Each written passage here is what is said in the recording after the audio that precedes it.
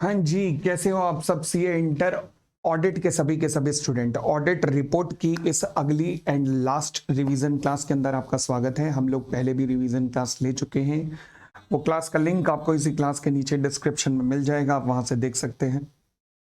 And इसके अलावा आपको ये असाइनमेंट भी इन्हीं क्लासेस इसी रिवीजन क्लास के नीचे मिल जाएगा, आप वो भी देख सकते हैं। तो फिलहाल ऑडिट रिपोर्ट के अंदर ही सीए इंस्टीट्यूट ने इसी चैप्टर के अंदर ही आपका जॉइंट ऑडिटर का टॉपिक भी दिया हुआ है। ऐसे 600 का भी थोड़ा लिंकेज दिया हुआ है, तो वो भी देख लेंगे। और साथ में कैरो, ये आज हमारे टॉपिक होंगे। हम पिछली क्लास में हमने कंपैरेटिव एनालिसिस भी नहीं किया था, तो आज कंपैरेटिव एनालिसिस भी हमें करना है।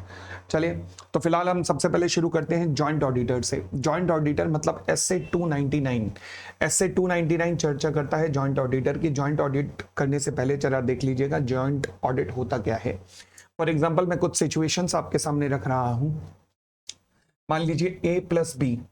ए जो है वो कंपनी का ऑडिटर है और बी जो है वो कंपनी का ब्रांच ऑडिटर है। तो क्या ये जॉइंट ऑडिट है? नहीं, ये जॉइंट ऑडिट नहीं है। सिचुएशन नंबर 2, ए जो है कंपनी का ऑडिटर है और बी जो है इंटरनल ऑडिटर है। ये भी जॉइंट ऑडिट नहीं है। ए जो है होल्डिंग कंपनी का ऑडिट है, बी जो है सब्सिडरी कंपनी का ऑडिटर है। ये भी जॉइंट ऑडिट नहीं है।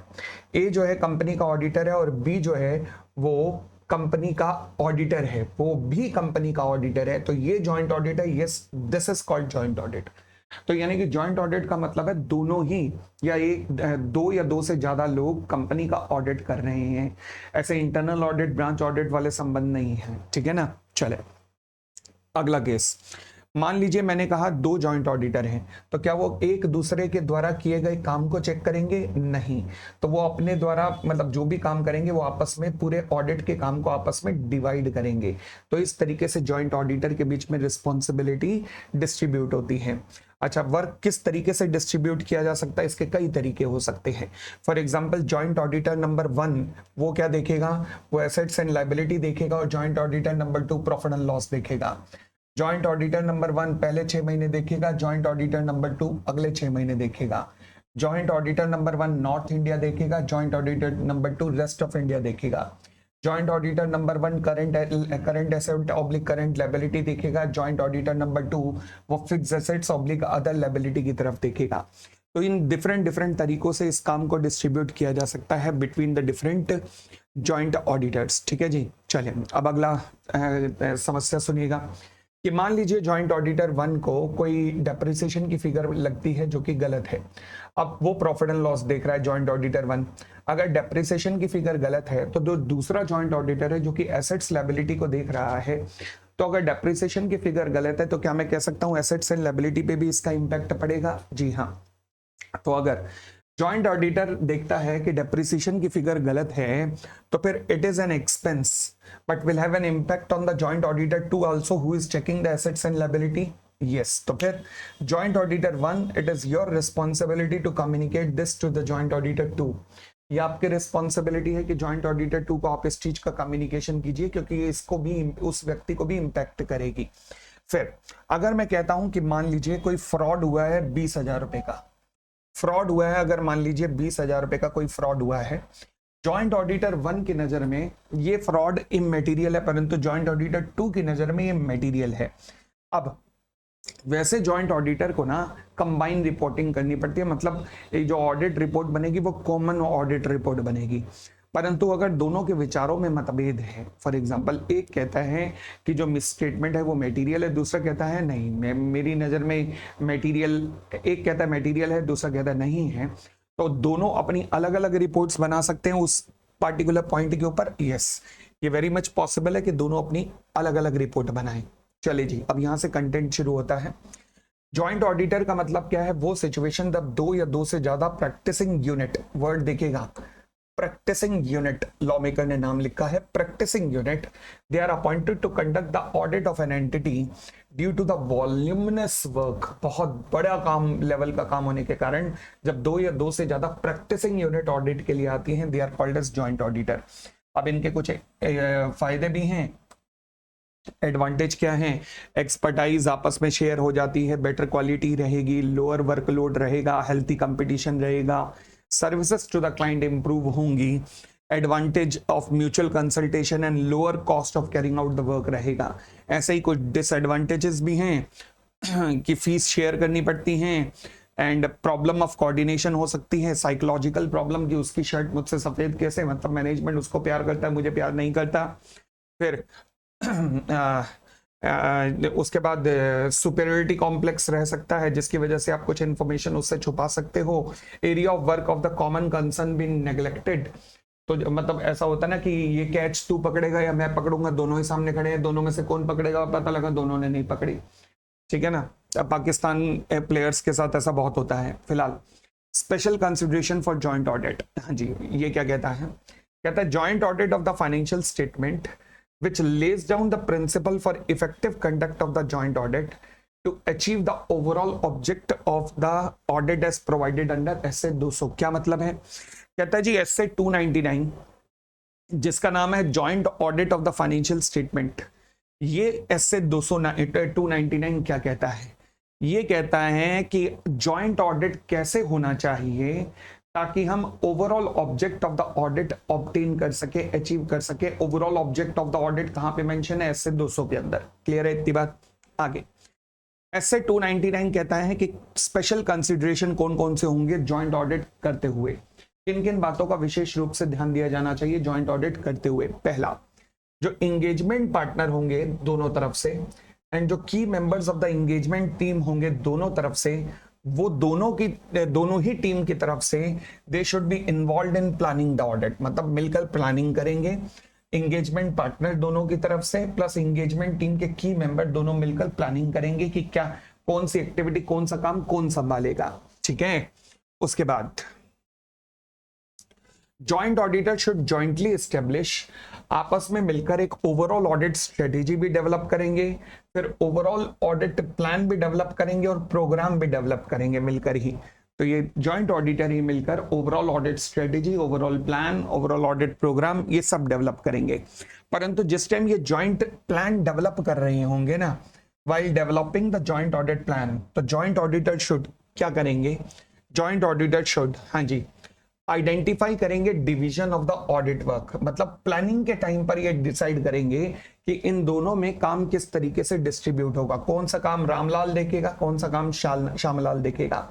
Consider and communicate the factor which are significant, मतलब जो भी आपस में सिग्निफिकेंट फैक्टर हैं वो किस तरीके से आपस में एक दूसरे को किस तरीके से कम्युनिकेट करेंगे, जो भी सिग्निफिकेंट फैक्टर आते हैं।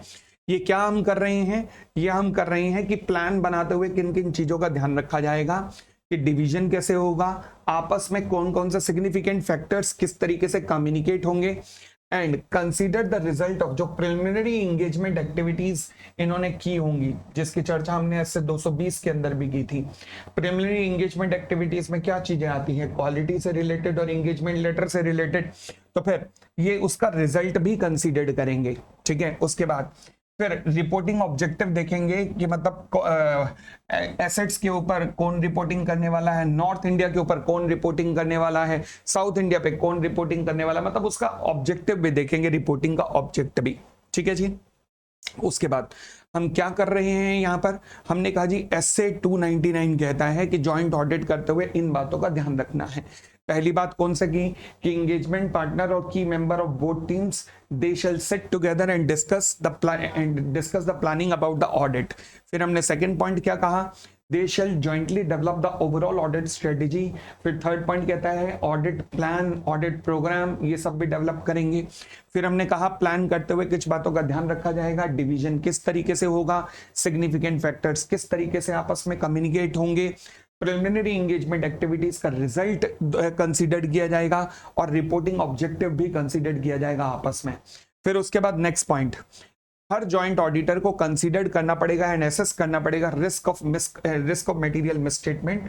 Risk of material misstatement consider करने के बाद सामने वाले को बताना पड़ेगा कि भाई यहां पर गड़बड़ की संभावना है।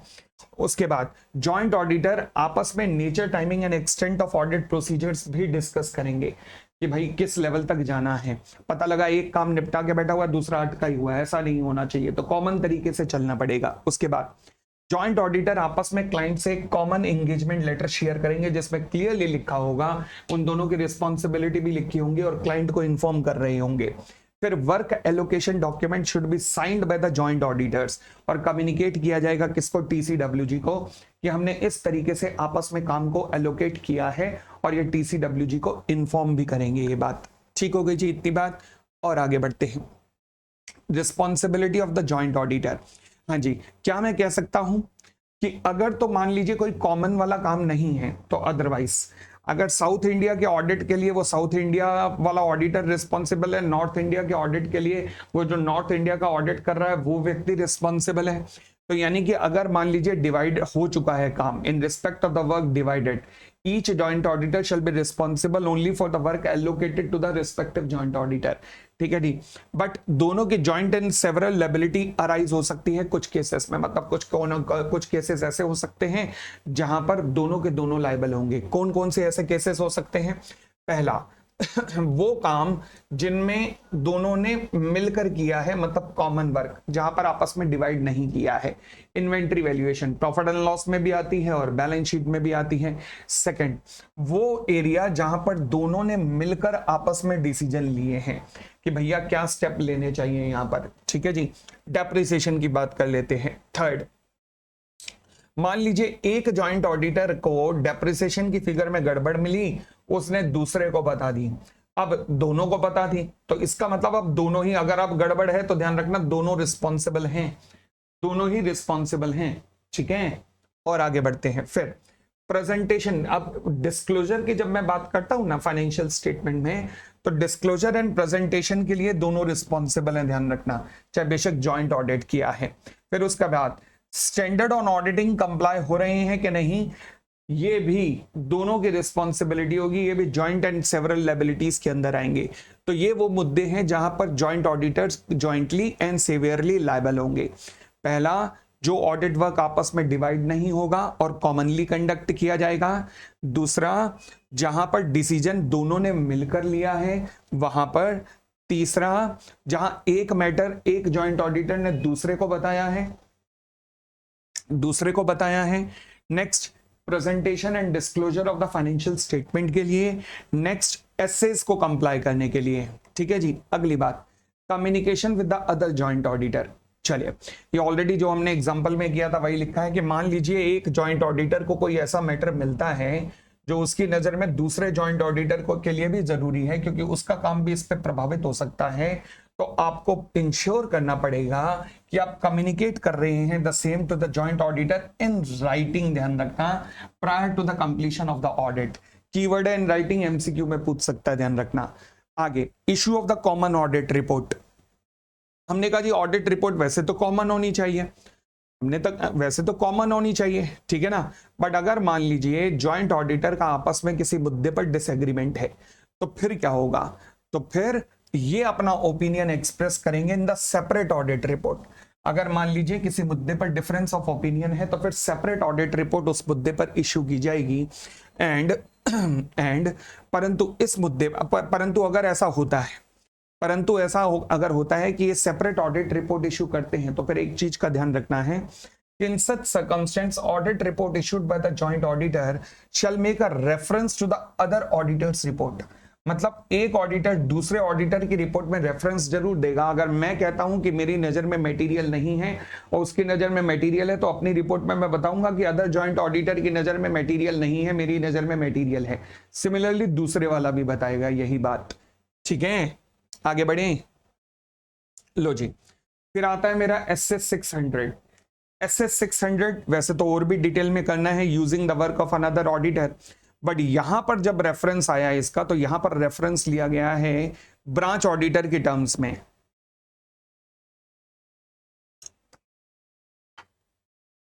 वैसे तो हमारा पूरे डिटेल में ये ऐसे हमारे सिलेबस में है, बट यहां ऑडिट रिपोर्ट के चैप्टर के अंदर नॉर्मली ये किस सेंस में पकड़ा गया है? ब्रांच ऑडिटर के सेंस में पकड़ा गया है कि मान लीजिए एक ब्रांच ऑडिटर है, वो काम कर रहा है। ब्रांच ऑडिटर अपनी रिपोर्ट बनाकर किसे देता है? मेन ऑडिटर को। तो मेन ऑडिटर उस रिपोर्ट को, जो ब्रांच ऑडिटर के द्वारा बनाई गई है, उस रिपोर्ट को कंसीडर करता है अपनी ऑडिट रिपोर्ट बनाते हुए। ठीक है, यही होता है। तो फिर ये कह रहा है SS 600 using the work of another auditor that is branch auditor where the company have separate auditor for the component का मतलब होता है ब्रांच। तो principal auditor may rely upon the work of the branch auditor। बिल्कुल ठीक है, कोई दिक्कत नहीं है। अनलेस प्रिंसिपल ऑडिटर को ब्रांच ऑडिटर का मान लीजिए फॉर्मेटिंग काम करने का तरीका नहीं पसंद आ रहा और उसने कहा है कि मैं खुद ही जाऊंगा, क्योंकि अल्टीमेटली रिस्पॉन्सिबिलिटी मेन ऑडिटर की रहेगी, वो खुद ही विजिट करता है एंड एग्जामिन करता है बुक्स एंड अदर रिकॉर्ड्स। अगर उसके द्वारा किया गया काम पसंद नहीं आ रहा, फॉर एग्जांपल बहुत जूनियर है, बहुत नया है, उसे नहीं पसंद आ रहा, वो खुद जाना चाहता है मेन ऑडिटर, तो जा सकता है, कोई दिक्कत नहीं है, ठीक है ना। तो फिर वो काम पे रिलाई नहीं करेगा। आगे, principal auditor sufficient and appropriate evidence जरूर प्राप्त करेगा, क्योंकि रिस्पॉन्सिबिलिटी भाई मेरी होने वाली है, चाहे ब्रांच ऑडिटर ने कुछ भी किया है, मगर मैं उसकी वो अगर रिपोर्ट पे रिलाई भी कर रहा हूं तो भी रिस्पॉन्सिबल मैं ही हूं, ध्यान रखना हर चीज के लिए, गड़बड़ के लिए। तो इसलिए प्रिंसिपल ऑडिटर को सफिशिएंट एंड अप्रोप्रिएट एविडेंस प्राप्त कर लेना चाहिए कि भैया जो दूसरे ब्रांच ऑडिटर ने काम किया है ना वो एडिक्वेट है, वो सफिशिएंट है। While using the work of other auditor, principal auditor को कुछ प्रोसीजर्स परफॉर्म करने चाहिए उसके काम पे रिलाई करने से पहले। हाँ जी, कौन कौन से प्रोसीजर परफॉर्म करने चाहिए?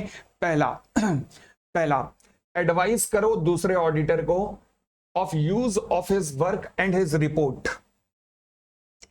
Advise the other auditor of the use of the work and his report, मतलब आप सामने वाले को बता दो कि बेटा ब्रांच ऑडिटर जो तू काम कर रहा है ना, तेरे काम का यूज क्या है सुन ले, मैं ब्रांच का ऑडिट नहीं कर रहा, मैं ब्रांच को चेक नहीं करने आ रहा, मैं तेरे काम पे रिलाई कर रहा हूं, तो इसलिए तेरे रिपोर्ट और तेरे द्वारा किए गए काम की बहुत वैल्यू है।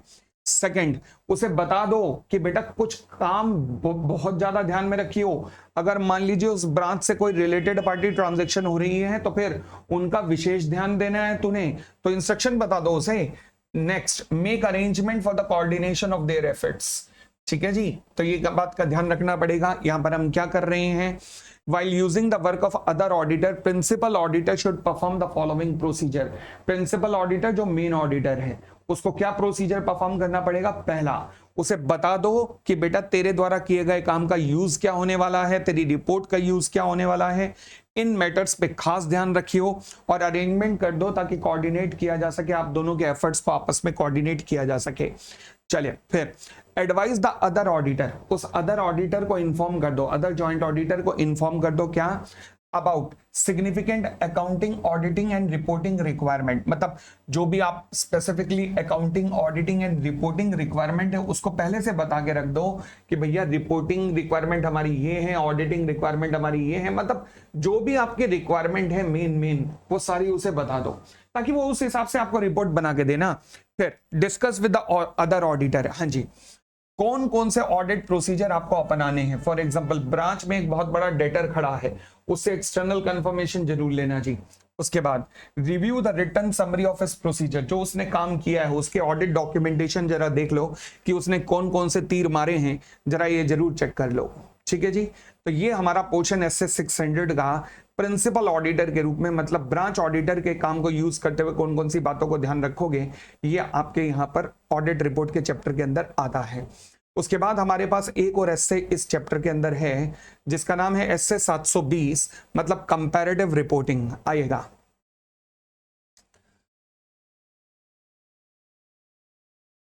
लो जी, comparative information and the corresponding figures, sorry SA 710 शुरू करें। क्या कहता है ये एस्से, देखिएगा।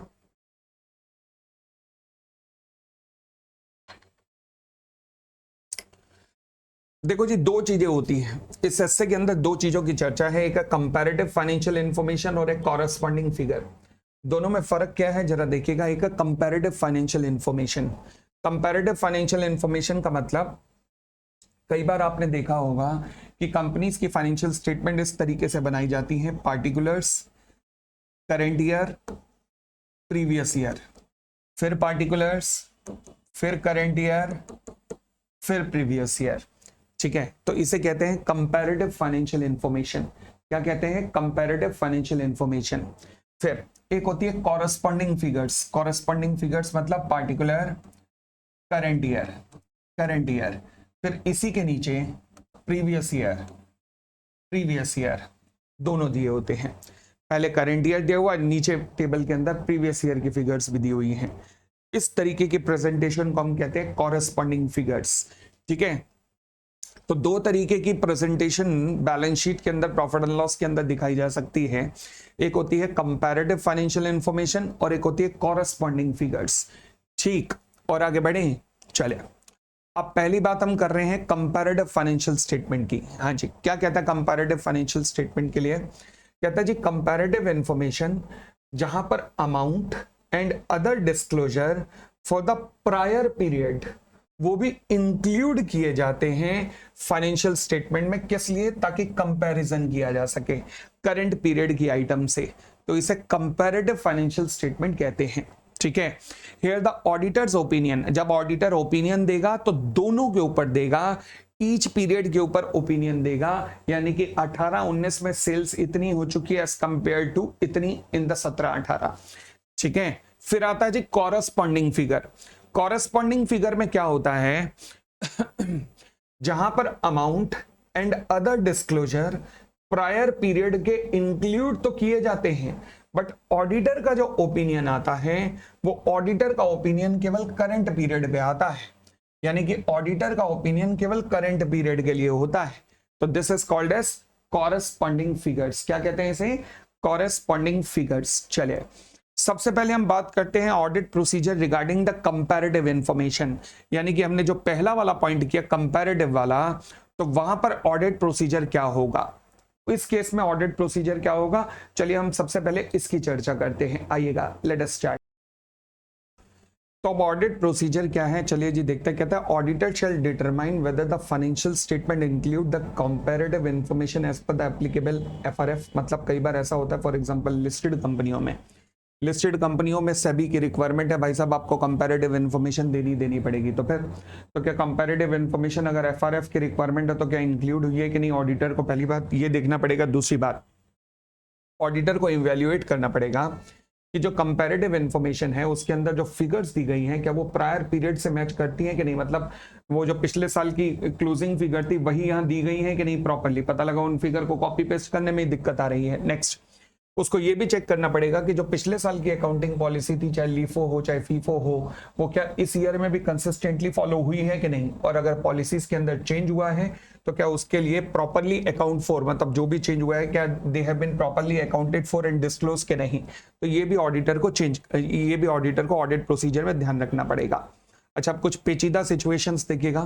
कहता है if the auditor become aware of the possible material misstatement. मतलब क्या मतलब है इसका? देखो जी, जैसे एग्जांपल है Ram came across the possible misstatement in the last year 21-22 में, जो कि पिछला साल था, वो ऑडिट कर रहा था 22-23 का, मगर 21-22 की उसे मटेरियल मिसस्टेटमेंट नजर आई। किसको? चार्टर्ड अकाउंटेंट राम को।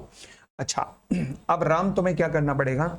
अगर आपको लगता है कि पॉसिबल मटेरियल मिसस्टेटमेंट है पिछले साल की, फॉर एग्जांपल एक बड़े से डेटर का बैलेंस मिसमैच कर रहा है और आपको लग रहा है कि पिछले साल में ही गड़बड़ है, तो फिर अब आप एडिशनल ऑडिट प्रोसीजर परफॉर्म कीजिए, सफिशिएंट एंड अप्रोप्रिएट एविडेंस प्राप्त कीजिए, फिर कंफर्म कीजिए कि मटेरियल मिसस्टेटमेंट एग्जिस्ट करती है पिछले साल में ये नहीं, और फिर मैनेजमेंट से इस बात की इंक्वायरी कीजिए। हाँ जी, तो कहता है जी if in comparative information audit perform करते हुए ड्यूरिंग द करंट पीरियड में ऑडिटर को एडिशनल ऑडिट प्रोसीजर परफॉर्म करने पड़ेंगे। अगर उसे पिछले साल की फिगर पे कोई भी दिक्कत है तो फिर क्या परफॉर्म करना पड़ेगा? एडिशनल ऑडिट प्रोसीजर परफॉर्म करने पड़ेंगे। और ये एडिशनल ऑडिट प्रोसीजर परफॉर्म करके आप क्या करोगे? आप ऑब्टेन करोगे sufficient and appropriate audit evidence. किस लिए? टू डिटरमाइन कि क्या मटेरियल मिस स्टेटमेंट पिछले साल में एग्जिस्ट करती है, पिछले साल के फिगर्स में एग्जिस्ट करती है या नहीं करती। अच्छा, फिर हमने कहा जी सिचुएशन, पहले हमने बस इतना देखा है कि क्या आपने मटेरियल मिस स्टेटमेंट एग्जिस्ट करती है कि नहीं, जरा ये चेक कर लिया, चलो जी बहुत अच्छी बात है, कर लिया। अब मैं कहता हूं कि मान लीजिए जो पिछले साल की फाइनेंशियल स्टेटमेंट थी ना, वो किसी प्रीडिसेसर ऑडिटर ने की थी, मतलब आपके पिछले ऑडिटर ने की थी, आपने नहीं, किसी और ने की थी। अब क्या होगा? आपको मिल गई मटेरियल मिस स्टेटमेंट, आपने audit procedure, additional audit procedure perform किए, सफिशिएंट अप्रोप्रिएट ऑडिट एविडेंस प्राप्त किए, आप कंक्लूजन पे पहुंचे कि मटेरियल मिस स्टेटमेंट एग्जिस्ट करती है। अब पिछले साल की फाइनेंशियल स्टेटमेंट किसी प्रीडिसेसर ऑडिटर ने ऑडिट की थी, अब क्या होगा? where the financial statement of the previous year were audited by the predecessor auditor। हाँ जी, इस साल में ओपिनियन कुछ भी देने से पहले, इस साल में ऑडिटर क्या करेगा, ओपिनियन देने से पहले ओएमपी पैराग्राफ लिखेगा अपनी ऑडिट रिपोर्ट में। ओएमपी पैराग्राफ मतलब ऐसे 706, जिसमें क्या लिखेगा कि भैया पहले मैं बता दूं कि मैंने पिछला ऑडिट नहीं किया है, पिछला ऑडिट किसी और ने किया है, और पिछले ऑडिटर ने जब ओपिनियन दिया था तो वो ये वाला ओपिनियन दिया था, और अगर मान लीजिए ओपिनियन के अंदर वो मॉडिफिकेशन था तो मॉडिफिकेशन किस कारण से था, तो ये आप पहले से ही बता दोगे अपनी रिपोर्ट के अंदर कि मैंने ऑडिट नहीं किया, प्रीडिसेसर ऑडिटर ने ऑडिट किया था, और अगर मान लीजिए ओपिनियन उसका मॉडिफाइड था तो उसका रीजन क्या था। ठीक है जी, इतनी बात। आगे, अगर ऑडिटर कंक्लूड करता है कि मटेरियल मिसस्टेटमेंट एग्जिस्ट करती है पिछले पीरियड में, ठीक है, जिसमें प्रीडिसेसर ऑडिटर ने मॉडिफिकेशन भी नहीं किया जबकि मॉडिफिकेशन होना चाहिए था। हमने इससे ऊपर वाली सिचुएशन कौन सी कही कि जहां पर प्रीडिसेसर ऑडिटर ने मॉडिफिकेशन किया हुआ है।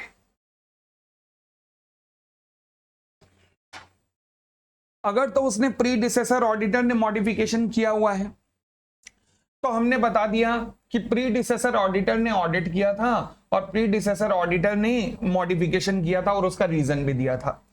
बट समस्या तब आएगी जब करंट ईयर में आपने एडिशनल ऑडिट प्रोसीजर परफॉर्म किए, sufficient and appropriate audit evidence प्राप्त हुए इस बात के कि मटेरियल मिसस्टेटमेंट पिछले साल में है, पिछले साल के ऑडिटर कोई और था, प्रीडिसेसर ऑडिटर था, और उसने मॉडिफाई ऑडिट रिपोर्ट भी इशू नहीं की थी, उसने अनमॉडिफाइड ऑडिट रिपोर्ट इशू की थी। अब आ गई है प्रॉब्लम। अब क्या होगा, देखो जी, अब क्या होगा, auditor shall communicate the miss statement with the management, management को बताओ, एनटीसीडब्ल्यूजी को बताओ, और साथ में ही प्रीडिसेसर ऑडिटर को भी बताओ कि भैया ये देख तेरे कर्मों में ये प्रॉब्लम सामने आई है। अगर मान लीजिए प्रीवियस ईयर की मैनेजमेंट को चाहिए कि फाइनेंशियल स्टेटमेंट को अमेंड करे, ये मैनेजमेंट को करना पड़ेगा, और प्रीडिसेसर ऑडिटर को क्या करना पड़ेगा, नई ऑडिट रिपोर्ट इशू करनी पड़ेगी on the amended financial statement. तो ऑडिटर फिर क्या करेगा, केवल करंट ईयर के ऊपर ही कमेंट पास करेगा और कोई नहीं। पर अगर मान लीजिए मॉडिफाई वगैरह करने को तैयार नहीं है तो ये मॉडिफिकेशन कर देगा ऑडिटर फिर अपनी रिपोर्ट में, ठीक है ना। चलिए, उसके बाद प्रायर पीरियड फाइनेंशियल स्टेटमेंट अगर ऑडिट ही नहीं थी, दोबारा से वहीं से शुरू कीजिएगा। अगर मान लीजिए आपको शक था प्रायर पीरियड की फाइनेंशियल स्टेटमेंट में गड़बड़ है, आपने एडिशनल ऑडिट प्रोसीजर परफॉर्म किए, आपने sufficient and appropriate audit evidence प्राप्त किए, आपको कंफर्म हो गया कि मटेरियल मिसस्टेटमेंट पिछले साल में एग्जिस्ट करती है। अब पिछला साल ऑडिट ही नहीं था, क्यों, क्योंकि ऑडिट एप्लीकेबल ही नहीं था। तो बताइए क्या करें। तो ऑडिटर क्या करेगा, अब ओएमपी पैराग्राफ में लिखेगा, ध्यान रखना। अगर मान लीजिए पिछले साल का अगर मॉडिफिकेशन होना चाहिए था परंतु नहीं है, तो ये नई रिपोर्ट बनवाएगा, तो ये नई फाइनेंशियल स्टेटमेंट बनवाएगा पिछले साल की, ठीक है। परंतु अगर मान लीजिए फाइनेंशियल स्टेटमेंट ऑडिट ही नहीं है तो फिर ये ओएमपी पैराग्राफ के अंदर एक चीज लिखेगा। वो क्या लिखेगा कि भैया देखो ऐसा है कि कंपैरेटिव फाइनेंशियल स्टेटमेंट पिछले साल की अनऑडिटेड थी, कंपैरेटिव फाइनेंशियल स्टेटमेंट पिछले साल की अनऑडिटेड थी, वो ये बात लिखेगा। परंतु इसका मतलब ये बिल्कुल नहीं होगा कि भैया वो उस गड़बड़ को पकड़ेगा नहीं, उसे गड़बड़ पकड़ के बतानी जरूर पड़ेगी, इसकी रिस्पॉन्सिबिलिटी होगी। तो इसलिए such statement does not however relieve the auditor from the requirement to obtain the sufficient and appropriate audit evidence कि जो ओपनिंग बैलेंसेस हैं वो सही होने चाहिए, इसे ये मेक श्योर करना पड़ेगा। यानी कि भाई अगर पिछले साल ऑडिट नहीं भी हुआ, आप अगर ऑडिट कर रहे हो तो you have to make sure कि पिछले साल की फिगर सही है ना, ओपनिंग बैलेंसेस की फिगर सही है, तो आप ही का काम बनता है ना, ठीक है ना। तो आपको ये मेक श्योर करना पड़ेगा। हाँ, ओएमपी में आप ये जरूर लिख सकते हो कि पिछले साल अनऑडिटेड था, बट इस साल की फिगर अब करेक्ट है, you have to make sure, ध्यान रखना। तो ये हमारा था कौन सा केस, जब हम कंपैरेटिव इंफॉर्मेशन के मोड पे जा रहे हैं, जब फाइनेंशियल स्टेटमेंट को कंपैरेटिव इंफॉर्मेशन के रूप में दिखाया जाता है। परंतु अगर मान लीजिए फाइनेंशियल स्टेटमेंट को कॉरेस्पॉन्डिंग फिगर्स के रूप में दिखाया जाता है तो फिर क्या होगा। हाँ जी, हम कहते हैं कि अगर मान लीजिए कॉरेस्पॉन्डिंग फिगर के रूप में दिखाया जाता है तो ऑडिटर कमेंट केवल करंट पीरियड की आइटम पे करेगा, यानी कि ऑडिटर पिछले साल की आइटम्स के ऊपर कमेंट नहीं करेगा। हाँ, ये जनरल रूल है, परंतु कुछ सर्कमस्टेंसेस में वो पिछले साल की फिगर्स के ऊपर भी कमेंट करेगा। कौन कौन से केस हो सकते हैं देखिएगा। पहला केस,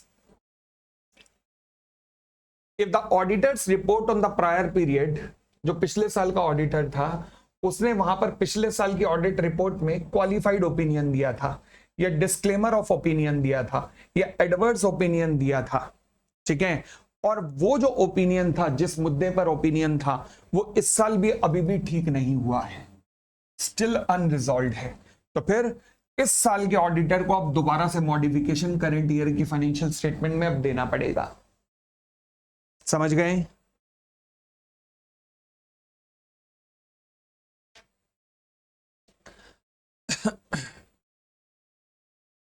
चलिए दूसरा सिनेरियो, अगर ऑडिटर को लगता है कि पिछले साल की ऑडिट रिपोर्ट मॉडिफाइड होनी चाहिए थी क्योंकि मटेरियल मिसस्टेटमेंट एग्जिस्ट करता है, परंतु जो पिछले साल का ऑडिटर था उसने अनमॉडिफाइड ओपिनियन दे रखा है, तो फिर पिछले साल के ऊपर कमेंट जरूर आएगा, ठीक है ना।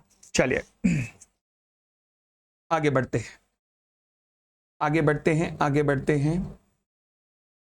Third, prior period financial statement अगर ऑडिटेड ही नहीं थी और उसमें गड़बड़ है, तो फिर भी आपको पिछले साल की फिगर्स पे बताना पड़ेगा कि पिछले साल की फिगर ऑडिटेड नहीं थी, ये ओएमपी में भी लिखना पड़ेगा, परंतु ये भी बताना पड़ेगा कि हाँ जी उसमें गड़बड़ है, उसमें गड़बड़ है। ये सब ओएमपी पैराग्राफ के अंदर ऐसे 706 के अंदर आप बताओगे। तो ये हमारा पूरा comparative information and corresponding figures का एसे था। तो यानी कि एक बार मैं इस एसे को दोबारा से फास्ट ट्रैक में रिकॉल करवा देता हूं, मेरे साथ देखिएगा। हमने कहा जी एक होती है कंपैरेटिव फाइनेंशियल इंफॉर्मेशन, जहां पर करंट ईयर के साथ में पिछला साल भी शो कर दिया जाता है। अब ऑडिटर दोनों के साथ कंपैरिजन करते हुए कमेंट पास करता है। फिर एक आता है कॉरेस्पॉन्डिंग फिगर, जिसमें केवल करंट ईयर दी जाती है, पिछला साल नीचे लिखा जाता है, परंतु करंट ईयर के ऊपर ही ऑडिटर कंसंट्रेट करता है। फिर ऑडिट प्रोसीजर, अगर कंपैरेटिव फाइनेंशियल इंफॉर्मेशन दी गई है तो क्या होगा, देखो जी, अगर एप्लीकेबल एफआरएफ की रिक्वायरमेंट है कि कंपैरेटिव इंफॉर्मेशन देनी है लिस्टेड कंपनी में, तो ऑडिटर को देखना पड़ेगा कि कंपैरेटिव इंफॉर्मेशन दी गई हो जरूर। दूसरी बात, ऑडिटर को कुछ चीजों को देखना पड़ेगा कंपैरेटिव इंफॉर्मेशन के टाइम पे, ऑडिट के टाइम पे। क्या?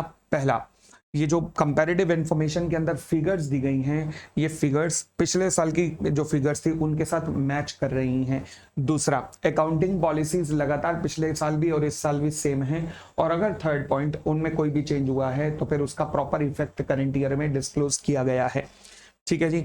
अगर मान लीजिए ऑडिटर को लगता है कि पिछले साल की फाइनेंशियल स्टेटमेंट में कोई प्रॉब्लम थी, मतलब कोई मटेरियल मिसस्टेटमेंट थी जो कि पिछले साल नहीं दिखाई गई, तो क्या करना पड़ेगा, ऑडिटर को इस साल एडिशनल ऑडिट प्रोसीजर परफॉर्म करके sufficient and appropriate audit evidence इस बात के प्राप्त करने पड़ेंगे ताकि वो कंक्लूड कर सके कि मटेरियल मिसस्टेटमेंट एग्जिस्ट करती है पिछले साल में। अब डिफरेंट सिनेरियो बनते हैं। पहला सिनेरियो कि मान लीजिए पिछले साल का ऑडिट किसी और ऑडिटर ने किया था, परंतु उसने मॉडिफिकेशन कर रखा है। तो अगर मान लीजिए फाइनेंशियल स्टेटमेंट ऑडिट किसी और ऑडिटर ने की थी, तो फिर in addition to expressing an opinion on the current year financial statement, current year का ओपिनियन देने के साथ साथ ही ऑडिटर को ओएमपी पैराग्राफ के अंदर यह भी मेंशन करना पड़ेगा कि प्रीडिसेसर ऑडिटर ने ऑडिट कर रखा था, and type of the opinion express by the predecessor auditor, उसका ओपिनियन क्या था, अगर वो ओपिनियन मॉडिफाइड है तो उसका रीजन क्या था, ये उसे बताना पड़ेगा। परंतु समस्या ये है कि अगर पिछले साल के ऑडिटर ने ओपिनियन मॉडिफाई नहीं किया था और इस साल ऑडिटर ने पकड़ ली कि गड़बड़ है, पिछले साल में गड़बड़ है, तो सबसे पहले आप डिस्क्लोज करोगे मैनेजमेंट को, टीसीडब्ल्यूजी को, और प्रीडिसेसर ऑडिटर को कहोगे कि नई ऑडिट रिपोर्ट बना के अपनी दे। ठीक है जी। अब मान लीजिए प्रायर पीरियड की फाइनेंशियल स्टेटमेंट मैनेजमेंट ने नई बना दी और प्रीडिसेसर ऑडिटर ने नई ऑडिट रिपोर्ट भी इशू कर दी है, तो फिर एग्जिस्टिंग ऑडिटर केवल करंट ईयर के ऊपर कमेंट करेगा, फिर पिछले ईयर के ऊपर कमेंट करने का फायदा नहीं। अगर मान लीजिए समस्या एक और तब आती है कि मान लीजिए पिछले साल ऑडिट ही नहीं था, तो ऐसे 706 के अंदर ओएमपी पैराग्राफ के अंदर आप ये बात लिखोगे कि भैया पिछले साल का ऑडिटेड और पिछले साल की फिगर जो है वो ऑडिटेड नहीं थी और जो भी उनके अंदर मटेरियल में स्टेटमेंट थी, परंतु इसका मतलब ये नहीं है कि ऑडिट नहीं था तो आप ओपनिंग बैलेंसेस को चेक नहीं करोगे। ओपनिंग बैलेंसेस चेक करना तो आपकी रिस्पॉन्सिबिलिटी बनती है। ठीक है जी। फिर हमने कॉरेस्पॉन्डिंग फिगर की बात की। मैंने कहा जी कॉरेस्पॉन्डिंग फिगर्स के केस में ध्यान रखना, ऑडिटर तुम्हारा काम केवल करंट ईयर के फिगर्स को चेक करके उसके ऊपर कमेंट पास करना है, परंतु कुछ केसेस में आप पिछले साल की फिगर्स पे भी कमेंट पास करोगे। कब? अगर मान लीजिए प्रीवियस ईयर के ऑडिटर जो है उसने क्वालिफिकेशन दी थी या डिस्क्लेमर दिया था या नेगेटिव ओपिनियन दिया था, बावजूद इसके करंट ईयर में वो प्रॉब्लम अभी भी एग्जिस्ट करती है। अगली बात, अगर मान लीजिए ऑडिटर को ऑब्टेन करता है एविडेंस की मटेरियल मिसस्टेटमेंट एग्जिस्ट करती है पिछले साल की फाइनेंशियल स्टेटमेंट में और पिछले साल अनमॉडिफाइड ओपिनियन दिया गया था, तो पिछले साल के ऊपर भी ऑडिटर जरूर कमेंट करेगा। तीसरा, अगर मान लीजिए पिछले साल की फाइनेंशियल स्टेटमेंट ऑडिटेड ही नहीं थी, ठीक है ना, तो भी कमेंट होगा ही होगा। तो नॉर्मली कॉरेस्पॉन्डिंग फिगर में कमेंट नहीं होते, बट इन केसेस में होंगे ही होंगे। तो लो जी, ये हमारे तीनों एसेस की चर्चा हुई। अब हम करने जा रहे हैं क्या? कैरो। आइएगा कैरो शुरू करते हैं जी। अब कैरो, चलो जी, अब हम शुरू करने जा रहे हैं कैरो। कैरो बोले तो कंपनीज ऑडिटर्स रिपोर्ट ऑर्डर। ये एक स्पेसिफिक रिपोर्टिंग है एंड ये एक स्पेसिफिक रिपोर्टिंग है जो कि केवल और केवल एप्लीकेबल होती है कब? कंपनीज के केस में। यानी कि कंपनी ऑडिटर को बाकी सब तो देना ही है, ऑडिट रिपोर्टिंग जो कि सेक्शन 143 सब सेक्शन 3 में है वो तो देना ही देना है। अच्छा, अब यहाँ 143 सब सेक्शन 3 की चर्चा हुई तो एक और बात कह दूं, जो 143 सब सेक्शन 3 है ना, उसके लिए अभी रिसेंटली मैंने क्या किया है, ऑडिट एंड ऑडिटर जो लॉ के अंदर चैप्टर है ना, उसकी रिवीजन वीडियो बनाई है जहां 143 सबसेक्शन 3 को बहुत डिटेल में डिस्कस किया है, अच्छे तरीके से रिवीजन की है उसकी। आप प्लीज वो पोर्शन जरूर देख लीजिएगा 143 सबसेक्शन 3 का, ठीक है, तो ये आपके लिए भी रेलेवेंट होगा। आई होप दोबारा से तो देने की जरूरत नहीं है, तो वही पोर्शन यहाँ पे भी रेलेवेंट है तो कर सकते हो, ठीक है। आगे बढ़ते हैं, अब वापस आइएगा। तो मैंने कहा जी 143 सबसेक्शन 3 की रिपोर्टिंग के अलावा यहाँ पे अलग से रिपोर्टिंग होती है। क्यों? क्योंकि 143 सबसेक्शन 11 के अंदर लिखा हुआ है कि 143 सबसेक्शन 11 क्या कहता है कि सेंट्रल गवर्नमेंट चाहे तो फिर और प्रेस्क्राइब कर सकती है कंपनीज के लिए, तो वो सेंट्रल गवर्नमेंट ने प्रेस्क्राइब किया है आफ्टर कंसल्टेशन विद द नाफ्रा। तो अब यानी कि ये वो रिपोर्टिंग और ये रिपोर्टिंग है जो कि कंपनीज के लिए होगा। कहता है सबसे पहले एप्लीकेशन पर, ये कहां पर अप्लाई होगी? कह रहा हूं हर कंपनी पे अप्लाई होगी including a foreign company, but कुछ एक को छोड़कर, यानी कि हर company including a foreign company but कुछ एक को छोड़कर। किस किस को छोड़कर? बैंकिंग कंपनी को छोड़कर। बैंकिंग कंपनीज पे नहीं लगेगा, क्यों? क्योंकि उनके पास अलग उनकी रेगुलेशन है जिसके अनुसार उनकी रिपोर्टिंग होती है। इंश्योरेंस कंपनीज पे नहीं लगेगा। कंपनीज लाइसेंस्ड अंडर सेक्शन 8 मतलब सेक्शन 8 कंपनीज के ऊपर नहीं लगेगा। 1% कंपनीज के ऊपर नहीं लगेगा। स्मॉल कंपनीज के ऊपर नहीं लगेगा। एंड सबसे खास बात, प्राइवेट लिमिटेड कंपनी, शर्त यह है ध्यान रखना, ये प्राइवेट लिमिटेड कंपनी ना तो किसी सब्सिडरी होनी चाहिए ना होल्डिंग होनी चाहिए किसी पब्लिक लिमिटेड कंपनी की। तो वो प्राइवेट लिमिटेड कंपनी जो ना तो सब्सिडरी है ना होल्डिंग है किसी पब्लिक लिमिटेड कंपनी की, उसके ऊपर भी नहीं लगेगा। मगर शर्त और भी है, वो क्या? प्रोवाइडेड इस प्राइवेट लिमिटेड कंपनी की paid up capital and reserve and surplus 1 crore रुपए से ज्यादा नहीं होने चाहिए as on the 31st of March. यानी कि इस प्राइवेट लिमिटेड कंपनी की paid up capital plus reserve and surplus 1 crore रुपए से ज्यादा के नहीं होने चाहिए। एंड इस प्राइवेट लिमिटेड कंपनी की बोरोइंग, इस कंपनी की बोरोइंग 1 करोड़ रुपए से ज्यादा नहीं होनी चाहिए। कहां से देखी जाएगी बोरोइंग? बैंक से, फाइनेंशियल इंस्टीट्यूशन से, at any point of time during the financial year. अब यहां ध्यान रखना, जब मैं paid up capital and reserve and surplus कहता हूं तो मैंने कहा जी वो 1 करोड़ रुपए से ज्यादा नहीं होने चाहिए बैलेंस शीट डेट पर। और जब मैं बोरोइंग की बात करता हूं तो वो 1 करोड़ रुपए से ज्यादा नहीं होनी चाहिए। बैंक और फाइनेंशियल इंस्टीट्यूशन से देखनी और किसी से नहीं देखनी।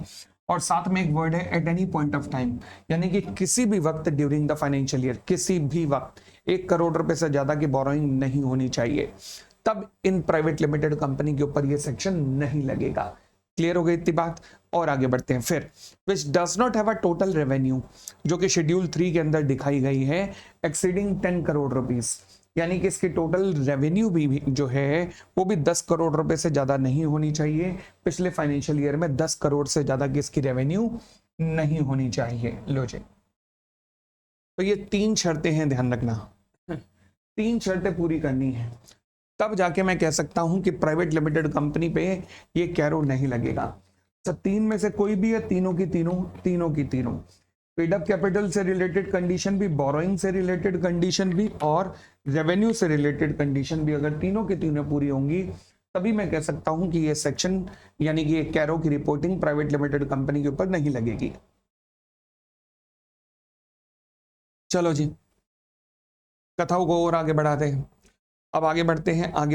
हाँ जी, अब इस कैरो को 2 पैराग्राफ में डिवाइड किया गया है बेसिकली, जो हमारे लिए रेलेवेंट है। एक है पैराग्राफ 3, एक है पैराग्राफ 4।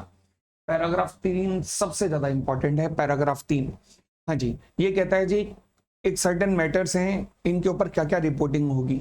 फॉर एग्जाम्पल, किसकी बात कर रहा है ये? प्रॉपर्टी प्लांट एंड मशीनरी, यानी कि पीपीई से रिलेटेड बात कर रहा है। आपसे जब सवाल पूछता है तो वो कैसे पूछता है?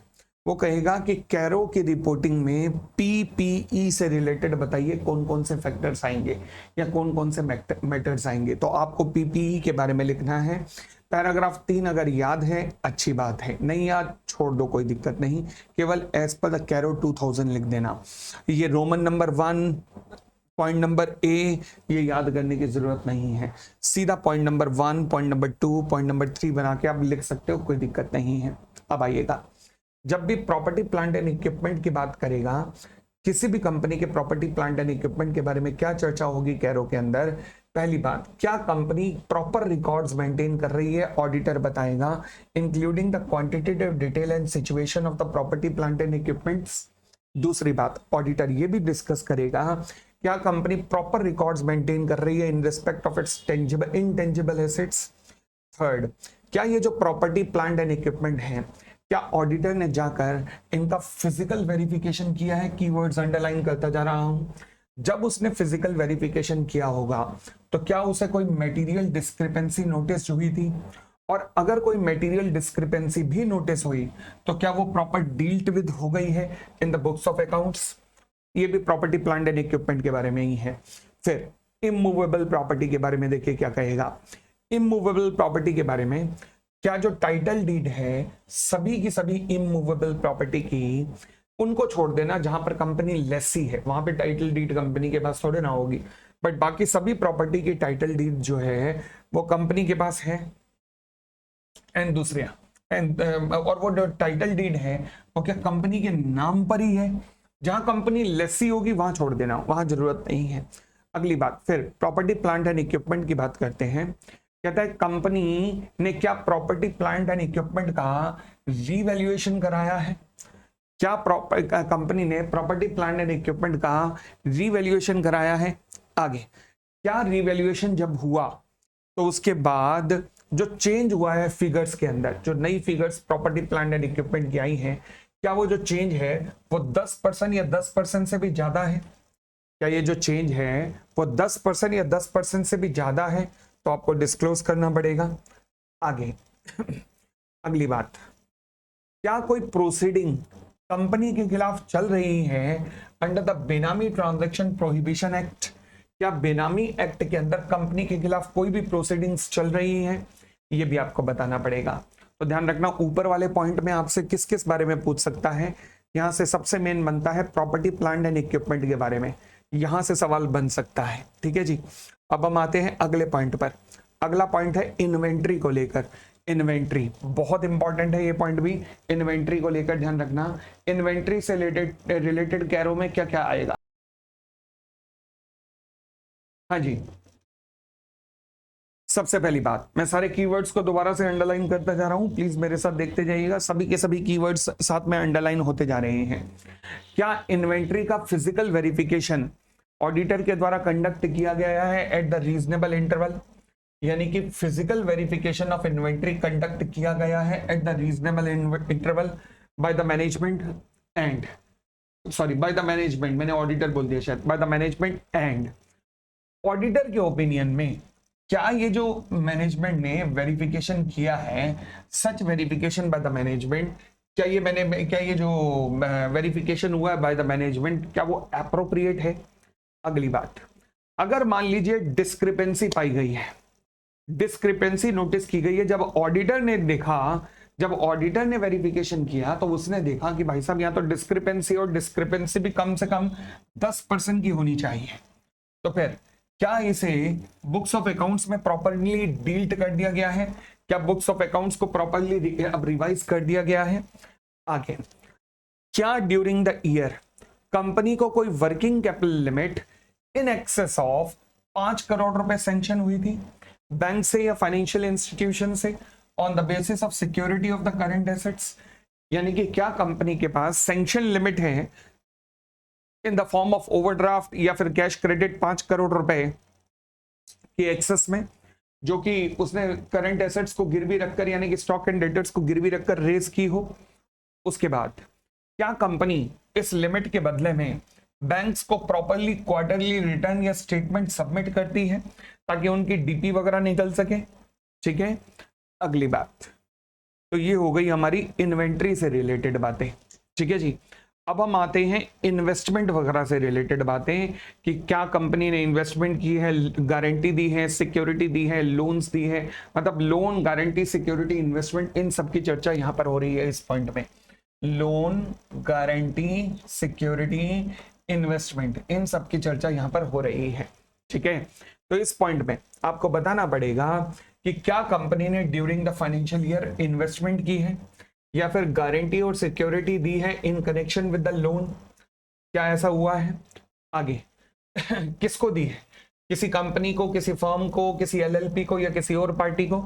आगे, और अगर ऐसा दिया है, कंपनी ने लोन दिया है, गारंटी दी है, सिक्योरिटी दी है या इन्वेस्टमेंट दी है किसी और कंपनी को, फर्म को या एलएलपी को, अगर कंपनी ने, अगर मान लीजिए दिया है, तो फिर whether during the year company ने लोन दिया है या एडवांस दिया है in the nature of loan, या गारंटी दी है या सिक्योरिटी दी है टू एनी अदर एंटिटी, अगर दी है तो इंडिकेट कीजिए, तो हमें बताइए, ऑडिटर आपको बताना पड़ेगा क्या कितने अमाउंट की दी गई है लोन, गारंटी, सिक्योरिटी, इन्वेस्टमेंट। आज की डेट में आउटस्टैंडिंग क्या है as on the date of balance sheet, आज की डेट में इसमें आउटस्टैंडिंग क्या है? ठीक हो गई इतनी बात।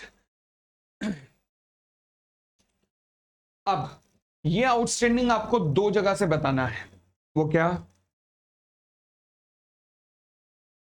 अगर कंपनी ने ड्यूरिंग द ईयर कोई भी लोन, गारंटी, सिक्योरिटी, इन्वेस्टमेंट दिया है तो ऑडिटर आपको क्या बताना है कि ड्यूरिंग द ईयर कितना लोन, गारंटी, सिक्योरिटी वगैरह दिया गया है in the favour of subsidiaries और in the favour of associates and joint ventures. इसके अलावा कितना लोन, गारंटी, सिक्योरिटी, इन्वेस्टमेंट दिया गया है in favour of other than subsidiaries, joint ventures and associates. ठीक हो गई इतनी बात भी। अगली बात, क्या कोई भी इन्वेस्टमेंट जो कंपनी ने की है या गारंटी या सिक्योरिटी कंपनी ने की है या फिर लोन जो कंपनी ने दिया है, कहीं ऐसा तो नहीं कि इसकी कोई भी टर्म्स प्रेजुडिशियल हो टू द कंपनीज इंटरेस्ट? कहीं ऐसा तो नहीं है। Next point, in respect of the loans, अगर मान लीजिए ड्यूरिंग द ईयर कंपनी ने लोन्स वगैरह दिए हैं तो क्या schedule of the repayment of the principal and payment of interest prescribe किया गया है कि कब तक उनकी रीपेमेंट होनी है, कितने टाइम में रीपेमेंट होनी है, एंड वेदर द रीपेमेंट जो इन लोन्स की है जो कंपनी ने दिए हैं क्या वो रेगुलर है या नहीं है। नेक्स्ट, अगर जो कंपनी ने ड्यूरिंग द ईयर लोन्स दिए हैं, अगर मान लीजिए उनका अमाउंट ओवर ड्यू है फॉर मोर देन 90 डेज, ओ यानी कि बैंकिंग के टर्म्स में तो एनपीए टाइप हो गया ये, बट एनपीए तो बैंक क्लासिफाई करते हैं, नॉर्मल कंपनियां थोड़े ना। तो फिर अगर मान लीजिए over due more than 90 days है तो क्या कंपनी ने रीजनेबल स्टेप्स लिए हैं for the recovery of their principal and interest amount? ठीक है जी, चलिए अगली बात, क्या ड्यूरिंग द ईयर कुछ रीस्ट्रक्चरिंग हुई है? रीस्ट्रक्चरिंग का मतलब क्या है?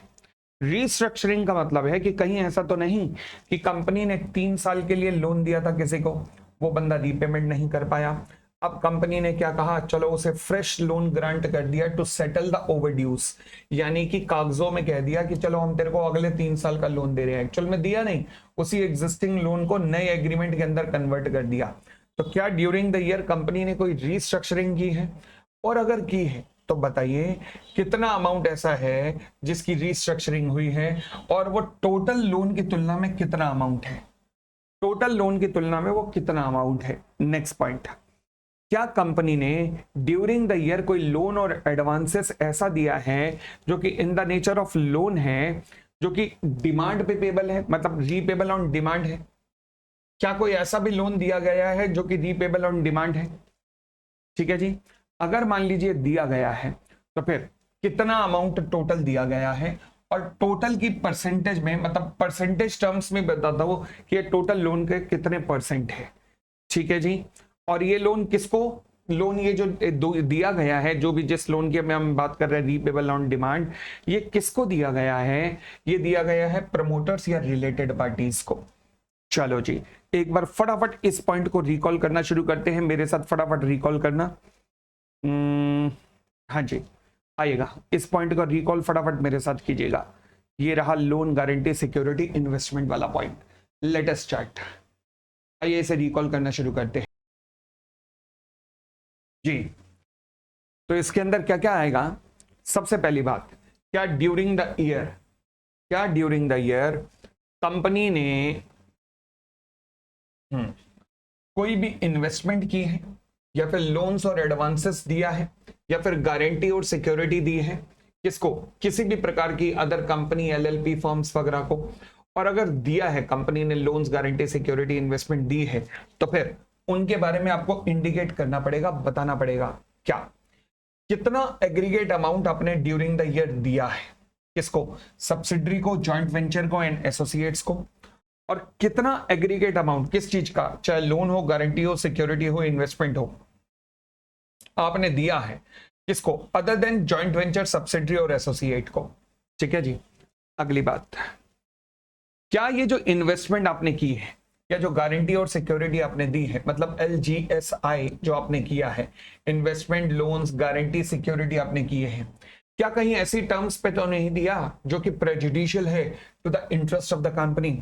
उसके बाद, क्या ये जो लोन्स एंड एडवांसेस आपने दिया है, क्या ये जो लोन्स एंड एडवांसेस आपने दिया है, तो इसका जो शेड्यूल है रीपेमेंट का, शेड्यूल रीपेमेंट का, प्रिंसिपल की प्लस इंटरेस्ट का, क्या वो प्रोवाइड किया गया है?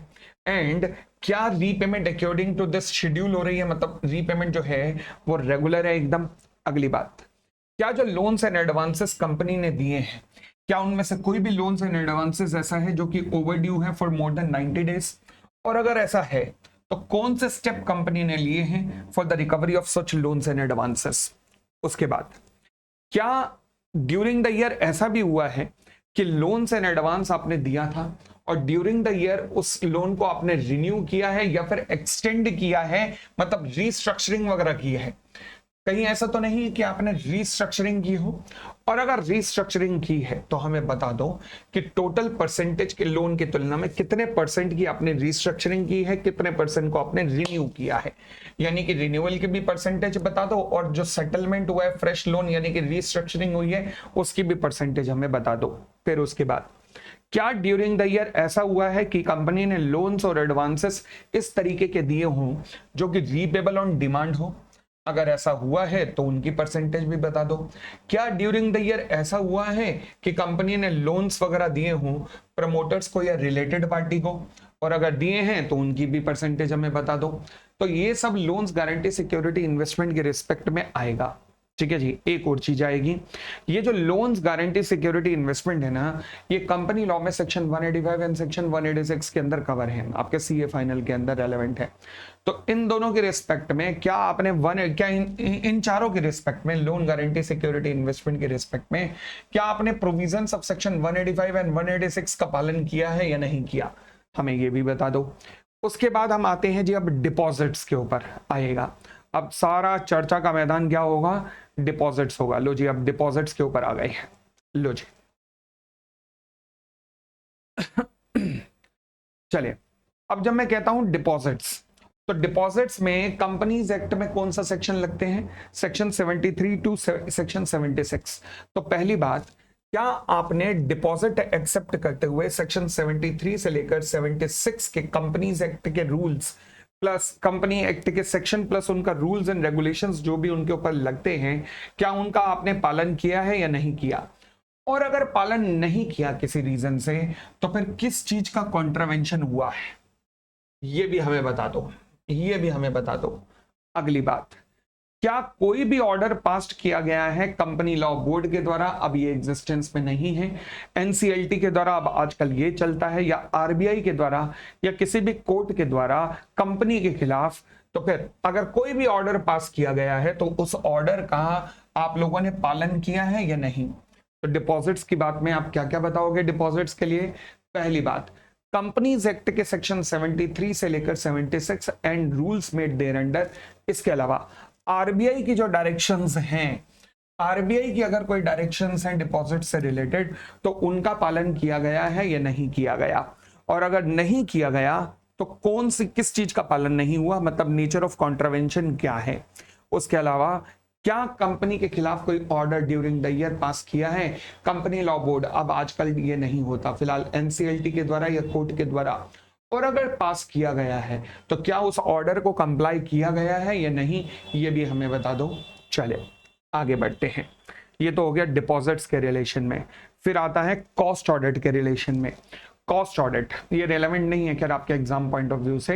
हाँ जी, कॉस्ट ऑडिट में ये प्रिस्क्राइब करता है कि जिन कंपनीज के बारे में सेंट्रल गवर्नमेंट ने 148 में लिखा है कि यहाँ पर कॉस्ट रिकॉर्ड्स मेंटेन होने चाहिए, तो क्या वो रिकॉर्ड्स वगैरह मेंटेन है कि नहीं उन कंपनीज के द्वारा, आपके लिए रेलेवेंट नहीं है। आगे बढ़ते हैं।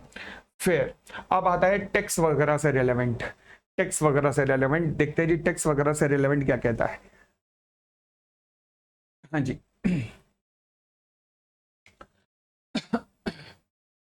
टैक्स वगैरह में सब कुछ आएगा, इनकम टैक्स, जीएसटी, सेस, सब कुछ आ रहा है यहाँ पर। तो आपको क्या क्या बताना पड़ेगा कि क्या कंपनी रेगुलर रही है in depositing the every amount of tax, मतलब चाहे जीएसटी हो, चाहे कस्टम हो, चाहे एक्साइज हो, चाहे आपका इनकम टैक्स हो, और किसी भी प्रकार का टैक्स हो, इनफैक्ट चाहे एम्प्लॉय स्टेट इंश्योरेंस हो या प्रोविडेंट फंड हो, क्या कंपनी रेगुलर रही है इन सब की पेमेंट में? और अगर नहीं रही तो फिर कितना अमाउंट एरियर है, कितना अमाउंट आउटस्टैंडिंग है, वो आउटस्टैंडिंग बताओ जो फॉर मोर देन 6 मंथ का आउटस्टैंडिंग हो, यानी कि वो अमाउंट बता दो जो मोर देन 6 मंथ से आउटस्टैंडिंग हो। अगर मान लीजिए कंपनी रेगुलर नहीं रही है तो 6 महीने से ज्यादा का कौन सा अमाउंट आउटस्टैंडिंग है वो बता दो। अगली बात, अगर इन सभी अमाउंट के रिस्पेक्ट में मान लीजिए कोई डिस्प्यूट चल रहा है, जैसे इनकम टैक्स का आपका कोई केस चल रहा है, हमें यह भी बता दो कि वो फोरम जहां पर ये आपका डिस्प्यूट पेंडिंग चल रहा है, हमें वो फोरम भी बता दीजिए जहां पर ये डिस्प्यूट आपका पेंडिंग चल रहा है। ठीक है जी, चलिए अगला पॉइंट छोड़ देना, रेलेवेंट नहीं होगा। फिर आइएगा यहां पर, ये आता है जी अब जो आपने बोरोइंग्स की है, उससे ऊपर वाले पॉइंट में जो एलजीएसआई था, लोन गारंटी सिक्योरिटी इन्वेस्टमेंट, वो आपने दिए थे, लोन आपने दिया था, गारंटी सिक्योरिटी आपने दी थी, लोन्स एंड एडवांसेस आपने दिए थे। अब हम बात कर रहे हैं जो आपने ड्यूरिंग द ईयर लोन लिए होंगे, अब उन लोन्स वगैरह की से रिलेटेड यहाँ पर इस पॉइंट के अंदर बातें की गई हैं। हाँ जी, क्या क्या बातें की गई हैं, चलिए उन बातों की चर्चा करते हैं। चलिए जी जी, तो ये लोन्स वगैरह यानी कि कंपनी की बोरोइंग से रिलेटेड ये पॉइंट क्या कहता है, कहता है जी पहली बात आपको देखना पड़ेगा, कैरो के अंदर मेंशन करना पड़ेगा कि क्या कंपनी ने ड्यूरिंग द ईयर डिफॉल्ट किया है in the repayment of the loan या फिर अदर तरीके की बोरोइंग या फिर उन पे इंटरेस्ट में। अगर किया है, मान लीजिए डिफॉल्ट किया है, तो किस पीरियड का डिफॉल्ट किया है, कितने पीरियड का, और अमाउंट क्या है, वो आपको मेंशन करना पड़ेगा। कहीं ऐसा तो नहीं कि ड्यूरिंग द ईयर किसी बैंक ने और फाइनेंशियल इंस्टीट्यूशन ने कंपनी को विलफुल डिफॉल्टर डिक्लेयर कर दिया हो। आगे, जो टर्म लोन्स कंपनी ने रेज किए गए थे जो भी जिन पर्पसेस के लिए रेज किए गए थे टर्म लोन, क्या वो उसी पर्पसेस के लिए यूटिलाइज भी हुए हैं कि नहीं। आगे कहीं ऐसा तो नहीं कि कंपनी ने शॉर्ट टर्म बेसिस पे पैसा लिया हो, शॉर्ट टर्म लोन के रूप में पैसा लिया हो और उसे लॉन्ग टर्म के लिए यूज कर दिया हो, this is called diversion of fund, बहुत गलत होता है ये। नेक्स्ट, कहीं ऐसा तो नहीं कि कंपनी ने लोन मार्केट से उठाया हो, मतलब company has taken any funds from an entity और अ पर्सन, किस लिए, on account of to meet the obligation, अपनी सब्सिडरी कंपनियों, एसोसिएट कंपनी या जॉइंट वेंचर्स के ऑब्लिगेशंस को पूरा करने के लिए कंपनी अपने ऊपर लोन उठाई जा रही है। मर जाएगी कंपनी, कितना दबाव झेलेगी, मर जाएगी, तो इसलिए ऐसा तो नहीं है। नेक्स्ट, क्या ड्यूरिंग द ईयर कंपनी ने लोन रेज ऐसा तो नहीं किया जहां पर कंपनी ने प्लेज करवाया हो, जो कंपनी की सिक्योरिटी है उसकी सब्सिडरी में, उसकी एसोसिएट्स में, उन सिक्योरिटीज को प्लेज करवा के कंपनी ने during the year loan raise तो नहीं किया, और अगर किया है तो उस अमाउंट की डिटेल बताइए, और क्या कंपनी ने इस लोन में कोई डिफॉल्ट तो नहीं किया, ये भी बताइए। चलिए, तो क्या क्या आएंगी चीजें जरा देखते हैं। पहला, लोन और बोरिंग के बारे में, क्या कंपनी ने डिफॉल्ट तो नहीं किया इन the repayment of the loan, और अगर किया है तो अमाउंट भी बताइए, पीरियड भी बताइए, अगर इंटरेस्ट में डिफॉल्ट हुआ है तो उसके बारे में भी बताइए। क्या किसी बैंक और फाइनेंशियल इंस्टीट्यूशन ने कंपनी को विलफुल डिफॉल्टर घोषित तो नहीं किया। क्या कंपनी ने टर्म लोन जो रेज किया था ड्यूरिंग द ईयर वो उसी पर्पस के लिए यूज किया है जिसके लिए उसे रेज किया गया था। कहीं ऐसा तो नहीं कि शॉर्ट टर्म लोन को आपने लॉन्ग टर्म पर्पसेस के लिए यूज कर लिया हो। अगर कंपनी ने ड्यूरिंग द ईयर कोई लोन लिया है, किस लिए, अपनी to meet the obligation of subsidiary, associate और जॉइंट वेंचर, तो उसका डिटेल प्रोवाइड कीजिएगा। क्या ड्यूरिंग द ईयर कंपनी ने कोई अमाउंट ऑफ लोन रेज किया है by keeping the pledge over the securities in subsidiary और एसोसिएट्स, अगर किया है तो उसकी डिटेल प्रोवाइड कीजिए, और ये भी बताइए कि क्या कंपनी ने इस लोन की रीपेमेंट में कोई डिफॉल्ट वगैरह तो नहीं किया। चलिए, ये सब है लोन्स एंड बोरोइंग से रिलेटेड डिटेल्स। फिर हम आगे आते हैं, अब आईपीओ से रिलेटेड डिटेल्स आती है, इनिशियल पब्लिक ऑफर या फर्दर पब्लिक ऑफर से रिलेटेड डिटेल्स आती है। इसमें सबसे इंपॉर्टेंट बात ये है कि अगर कंपनी ने during the year initial public offer या फर्दर पब्लिक ऑफर लाया है, चाहे शेयर्स का या फिर डेट इंस्ट्रूमेंट मतलब डिबेंचर्स का, तो सबसे बड़ी बात, जिस पर्पसेस के लिए ये लाए गए थे क्या ये उसी पर्पसेस के लिए यूटिलाइज हुए हैं या नहीं हुए, सबसे मेन चीज ये बताओ। उसके अलावा अगर ड्यूरिंग द ईयर कंपनी ने कोई प्राइवेट प्लेसमेंट किया है, मतलब चाहे प्रेफरेंशियल अलॉटमेंट कह दो, चाहे प्राइवेट प्लेसमेंट कह दो, चाहे फिर कन्वर्टेबल डिबेंचर का कह दो, चाहे शेयर्स का प्राइवेट प्लेसमेंट या प्रेफरेंशियल अलॉटमेंट है, या फिर कन्वर्टेबल डिबेंचर का प्राइवेट प्लेसमेंट या प्रेफरेंशियल अलॉटमेंट है, और कन्वर्टेबल डिबेंचर भी कैसे, चाहे फुली कन्वर्टेबल है या ऑप्शनली कन्वर्टेबल है ड्यूरिंग द ईयर, तो क्या जो रिक्वायरमेंट होती है किस चीज की, प्राइवेट प्लेसमेंट कैसे आता है, सेक्शन 42 के अंदर आता है। सिमिलरली अगर आप सेक्शन 62 के अंदर जब आप अलॉटमेंट करते हो अपने एग्जिस्टिंग शेयर होल्डर को, तो आप उसे प्रेफरेंशियल अलॉटमेंट भी कह सकते हो। तो अगर मान लीजिए कंपनी ने during the year preferential allotment या प्राइवेट प्लेसमेंट किया है, तो हमारे दो सेक्शन आ रहे हैं, एक सेक्शन 42, एक सेक्शन 62। तो क्या सेक्शन 42 और 62 का पालन किया गया है या नहीं किया गया। दोबारा बोलो, प्रेफरेंशियल अलॉटमेंट या प्राइवेट प्लेसमेंट किस चीज का, चाहे शेयर्स का या कन्वर्टेबल डिबेंचर्स का। कन्वर्टेबल डिबेंचर कैसे, चाहे पार्टली कन्वर्टेबल हो या फुली कन्वर्टेबल हो। कौन से सेक्शन अप्लाई होते हैं, 42 एंड 62 ऑफ कंपनी एक्ट 2013। तो क्या इन दोनों सेक्शंस का पालन किया गया है या नहीं किया गया। दूसरी बात, फंड जो रेज किया गया है, मतलब प्राइवेट प्लेसमेंट करके जो आपने फंड रेज किया गया है, क्या उसे यूटिलाइज किया गया है उसी पर्पस के लिए जिस पर्पस के लिए ये मंगाए गए थे। फॉर एग्जांपल आपको पर्पस बताना पड़ता है कि हम किस लिए प्राइवेट प्लेसमेंट कर रहे हैं। फॉर एग्जांपल हम बायबैक करना चाहते हैं आपसे फंड रेज करके, फॉर एग्जांपल हम अपनी लोन की लायबिलिटी को पे ऑफ करना चाहते हैं, बताना पड़ेगा। तो अगर मान लीजिए आपने उस पर्पस के लिए यूज अभी तक नहीं किया, तो डिटेल प्रोवाइड कीजिए कि कितना अमाउंट अभी तक यूज नहीं किया और क्यों नहीं किया। ठीक हो गई इतनी बात भी, और आगे बढ़ते हैं। हाँ जी, क्या ड्यूरिंग द ईयर ऑडिटर आपने कोई फ्रॉड नोटिस किया है कंपनी के अंदर, और अगर फ्रॉड नोटिस किया है तो क्या 143 सबसेक्शन 12 के मुताबिक along with the rule number 13 जो आपकी रिक्वायरमेंट थी रिपोर्ट करने की, तो आपने उसकी रिपोर्टिंग रिक्वायरमेंट को पूरा किया है या नहीं किया? फिर आगे, क्या ऑडिटर के पास कोई विसल ब्लोअर कंप्लेन आई है, मतलब किसी ने सीटी मार के ऑडिटर को बताया हो कि ले भाई यहां पर गड़बड़ चल रही है? क्या ड्यूरिंग द ईयर कोई उसे विसल ब्लोअर कंप्लेन इस तरीके की रिसीव हुई है कि नहीं हुई? अगली बात अगली बात है निधि कंपनियों के लिए। निधि कंपनियां यानी कि ऐसी कंपनियां होती हैं जो कि अपने मेंबर्स से डिपॉजिट लेती हैं और अपने मेंबर्स को ही लोन देती हैं। जो पैसा मेंबर से रेज करती हैं डिपॉजिट्स के रूप में, उसी पैसे को इंटरेस्ट पे मेंबर्स को लोन के रूप में देती हैं। मेंबर्स के अलावा किसी और से पैसा रेज नहीं करती और मेंबर के अलावा किसी और को पैसा नहीं देती है। हाँ जी, यहां पर एक स्टैंडर्ड रेशो होती है निधि कंपनी को जो मेंटेन करनी पड़ती है। वो इन निधि कंपनी के सेपरेट रूल्स बने हुए हैं जो सीए फाइनल में पढ़ोगे। उन रूल्स के अंदर ये रेशो दी गई है कि निधि कंपनीज को एक रेशो मेंटेन रखनी पड़ती है, net owned fund to deposit ratio, जो कि किस रेशो में है? 1:20। यानी कि अपना 1 रुपए की कैपिटल के बदले में 20 रुपए का डिपॉजिट आप एक्सेप्ट कर सकते हो।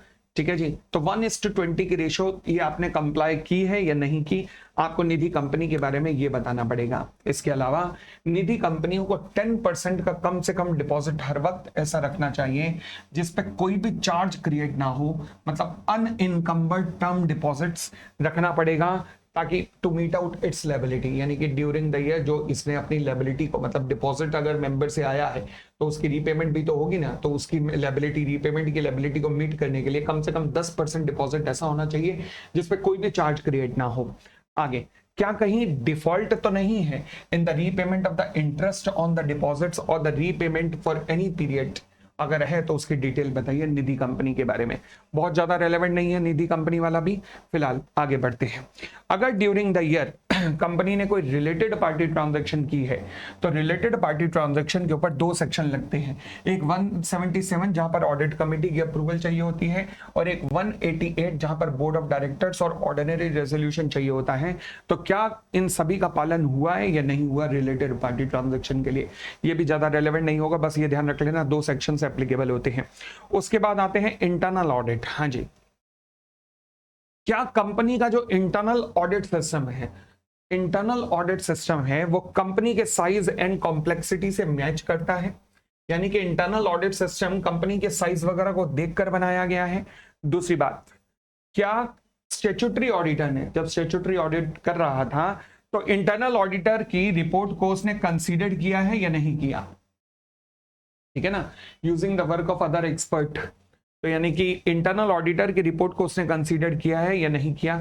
अगली बात, अगर मान लीजिए कंपनी ने ड्यूरिंग द ईयर कोई नॉन कैश ट्रांजैक्शंस की है अपने डायरेक्टर्स वगैरह के साथ में, तो फिर क्या प्रोविजंस ऑफ सेक्शन 192 का पालन हुआ है या नहीं हुआ? ये भी छोड़ देना, ये भी रेलेवेंट नहीं है। आगे, उसके बाद आती है एनबीएफसीज की चर्चा। एनबीएफसीज के बारे में क्या कहता है? NBFC, non banking finance companies के बारे में क्या लिखना पड़ेगा आपको? हाँ जी, तो एनबीएफसी के लिए पहली बात, क्या कंपनी को section 45 IA of the reserve bank of India के अंदर रजिस्ट्रेशन करवाने की जरूरत है? हर एनबीएफसी को रजिस्ट्रेशन करवाने की जरूरत होती है, ध्यान रखना। Whether the company has conducted, क्या कंपनी ने कोई नॉन बैंकिंग फाइनेंसिंग या हाउसिंग फाइनेंस एक्टिविटी कंडक्ट भी की है? अगर की है तो क्या वो without a valid certificate conduct की है? तो उसकी डिटेल बताइए। तो पहली बात, क्या कंपनी को रिजर्व बैंक ऑफ इंडिया से लाइसेंस लेने की जरूरत है? अगर एनबीएफसी एक्टिविटी कर रहे हो तो करने जरूरत होगी। क्या ड्यूरिंग द ईयर कंपनी ने विदाउट रजिस्ट्रेशन कोई एक्टिविटी की है नॉन बैंकिंग या फिर हाउसिंग फाइनेंस से रिलेटेड? क्या कंपनी कोर इन्वेस्टमेंट कंपनी है? कोर इन्वेस्टमेंट मतलब जिसकी सारी की सारी इन्वेस्टमेंट शेयर्स में होती है। तो या क्या कंपनी कोर इन्वेस्टमेंट कंपनी है जो कि आरबीआई के द्वारा डिफाइन किया गया है? और अगर है तो क्या कंपनी कोर इन्वेस्टमेंट कंपनी के क्राइटेरिया को भी फुलफिल करती है? ठीक है जी। नेक्स्ट, क्या इस ग्रुप में, जिस ग्रुप से कंपनी बिलोंग करती है, उसमें कंपनी के अलावा कोई और भी सीआईसी कंपनीज हैं, मतलब कोर इन्वेस्टमेंट कंपनीज हैं? अगर हैं तो कितनी हैं, उन सबकी डिटेल बताइए। ठीक है जी। आगे, क्या ड्यूरिंग द ईयर कंपनी ने कोई कैश लॉसेस इनकर्ड किए हैं? और आगे बढ़ते हैं, whether there has been any resignation of the statutory auditor during the year, और आगे बढ़ते हैं, whether the auditor has taken into consideration the issues object and concerns raised by the outgoing auditor. जाने वाले ऑडिटर ने अगर मान लीजिए कोई मॉडिफिकेशन की थी या कोई ऑब्जेक्शन रेज की थी, तो क्या उसको भी ड्यूरिंग द ईयर इस ऑडिटर ने कंसीडर किया है? आगे आगे और आगे बढ़ते हैं, आगे बढ़ते हैं। हाँ जी,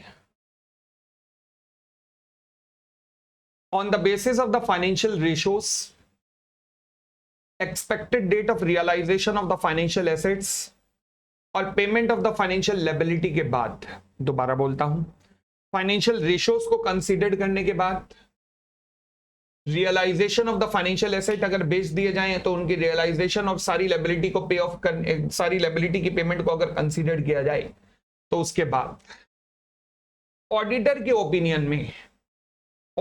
ओपिनियन में कोई ऐसी मटेरियल अनसर्टेनिटी एग्जिस्ट नहीं करती है as on the balance sheet date जो कि ये बताती हो कि कंपनी अपनी लायबिलिटी को मीट नहीं कर पाएगी। अगले 1 साल के अंदर कंपनी डिफॉल्ट कर सकती है, मतलब कंपनी के गोइंग कंसर्न पे क्वेश्चन मार्क है बहुत बड़ा। क्या कोई ऐसा परिस्थिति एग्जिस्ट करती है? फाइनेंशियल रेशियो कंसीडर कर लो, कंपनी की एसेट्स को कंसीडर कर लो, लायबिलिटीज को कंसीडर कर लो, और हमें बताओ कि क्या कोई ऐसी परिस्थिति आपको लगता है इंडिकेट करती है? चलिए और आगे बढ़ते हैं। ड्यूरिंग द ईयर जब सीएसआर की बात हो रही थी, तो सीएसआर में जो अमाउंट कंपनी यूटिलाइज नहीं कर पाई है सीएसआर एक्टिविटीज के लिए, तो क्या कंपनी ने उस अनस्पेंट अमाउंट को ट्रांसफर कर दिया है शेड्यूल 7 में जो फंड बनाया गया था उसके अंदर? कितने टाइम में ट्रांसफर करना पड़ता है सेक्शन 135 में? विद इन 6 मंथ, 6 महीने के अंदर अंदर ये ट्रांसफर करना पड़ता है। तो बताइए क्या 6 महीने के अंदर ये सारा अमाउंट ट्रांसफर हो चुका है या नहीं हुआ? ये भी आपको बताना पड़ेगा। और आगे बढ़ते हैं, ऑडिटर की रिपोर्ट के अंदर ये बताना पड़ेगा आपको। नेक्स्ट पॉइंट, चलो जी।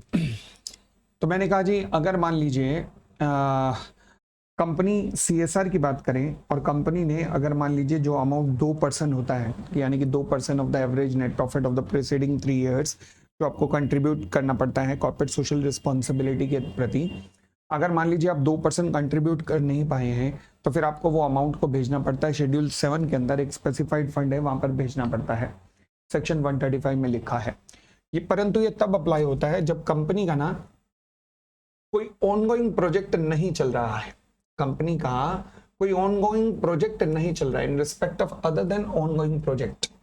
परंतु अगर कंपनी का कोई ऑनगोइंग प्रोजेक्ट चल रहा है तो कंपनी को जो अनस्पेंट अमाउंट होता है ना वो ट्रांसफर करना पड़ता है कंपनी को एक स्पेसिफिक अकाउंट की तरफ। यानी कि कंपनी को अगर अनस्पेंट अमाउंट है ऑनगोइंग प्रोजेक्ट के लिए, ऑनगोइंग प्रोजेक्ट चल रहा है, तो अनस्पेंट अमाउंट को ट्रांसफर करना पड़ेगा एक स्पेशल अकाउंट की तरफ। क्लियर हो गई इतनी बात? चलिए उसके बाद आपको एक और बात बतानी पड़ेगी कि जब आपका कंसोलिडेटेड फाइनेंशियल स्टेटमेंट बना है तो कंसोलिडेटेड फाइनेंशियल स्टेटमेंट में आपके सब्सिडरी भी आई होंगी, एसोसिएट भी, जेवी भी आए होंगे। तो क्या आपकी सब्सिडरी, एसोसिएट या जेवी में उनके रिस्पेक्टिव ऑडिटर ने कोई क्वालिफिकेशन तो नहीं दी? यानी कि कोई क्वालिफिकेशन, कोई एडवर्स रिमार्क उन कंपनीज के बारे में? तो अगर है तो जरा उसके बारे में भी मेंशन कर दीजिएगा जरा यहाँ पर। ठीक है जी। अब ये हमारा पैराग्राफ नंबर 3 खत्म होता है। पैराग्राफ 3 के बाद हम आते हैं पैराग्राफ 4 की तरफ। पैराग्राफ 4 कहता है reason to be stated for unfavourable और क्वालिफाइड आंसर, यानी कि ऊपर जितने क्वेश्चन रूल नंबर 3 में दिए गए हैं उनका अगर आंसर नेगेटिव में आता है, क्वालिफाइड आंसर आता है, तो उसका रीजन जरूर मेंशन करना है। ठीक है ना। The auditor report shell also state the basis for such unfavourable और क्वालिफाइड आंसर, यानी कि इस नेगेटिव आंसर का रीजन जरूर दीजिएगा। आगे अगर मान लीजिए ऑडिटर किसी भी रीजन से अपना ओपिनियन देने में असमर्थ है, फॉर एग्जांपल मैनेजमेंट ने उसे अलाउ ही नहीं किया इन्वेंट्री चेक करने के लिए, तो फिर तो उसकी रिपोर्ट में ये रीजन जरूर आना चाहिए कि मैं इन्वेंट्री चेक नहीं कर पाया क्योंकि मैनेजमेंट ने मेरे ऊपर रेस्ट्रिक्शन लगा दी थी। ठीक है जी। फिर आता है हमारा अकाउंटिंग स्टैंडर्ड 1। AS1 कहता है कि मेंबर को कुछ केसेस में अपनी रिपोर्ट को क्वालिफाई कर ही देना चाहिए। कौन कौन से सर्कमस्टेंस है जब आप उसे अपनी ऑडिट रिपोर्ट को क्वालिफाई कर देना चाहिए? पहला, अगर अकाउंटिंग पॉलिसीज जिनका डिस्क्लोजर होना चाहिए था शेड्यूल 3 के अनुसार वो डिस्क्लोज नहीं की गई है, यानी कि अकाउंटिंग पॉलिसीज का डिस्क्लोजर नहीं किया गया है। दूसरी बात, हमने कहा जी कंपनी के अकाउंट बनते हैं एक्रूअल बेसिस पे, नहीं बने। Fundamental accounting assumption of going concern follow होनी चाहिए, नहीं हुई। फिर उसके बाद अकाउंटिंग पॉलिसीज में चेंज हुआ है, परंतु इसके लिए प्रॉपर डिस्क्लोजर नहीं किया गया।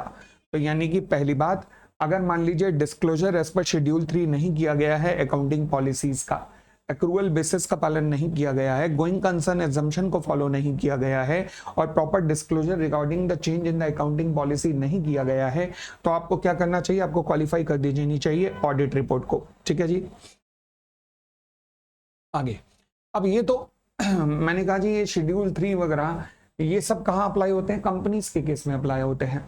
तो अदर देन कंपनीज के केस में, यानी कि अगर कोई एंटरप्राइज ऐसी है जो कि कंपनी एक्ट में कवर नहीं होती, तो ऑडिटर को क्या करना चाहिए, उसके ऊपर जो रेलेवेंट स्टैट्यूट अप्लाई होता है, चले जैसे ट्रस्ट है तो इंडियन ट्रस्ट एक्ट, सोसाइटी है तो Indian society act, society registration act, cooperative society है तो कोऑपरेटिव सोसाइटीज एक्ट 1912, तो उसके अनुसार देख लो रेलेवेंट स्टैट्यूट में क्या लिखा है, और फिर उसके अनुसार सूटेबल क्वालिफिकेशन जो भी लगे वो ऑडिट रिपोर्ट के अंदर आप मेंशन कर सकते हो।